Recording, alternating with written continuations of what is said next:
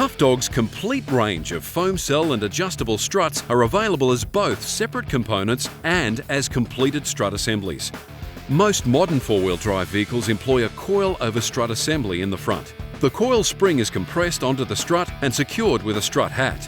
The spring rate at the required compression to assemble the strut can be more than 1,500 pounds, which means specialised equipment is required. Trying this at home is downright dangerous. This is why Tough Dog hand-build many of our strut assemblies in-house, using wall-mounted compressors, so that you get an easy-to-install product that has been assembled correctly.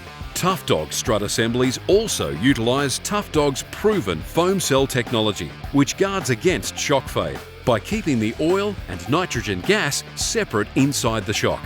They are also available in adjustable configurations, which will allow the user to choose between 9 different stages of shock performance for a variety of different terrains.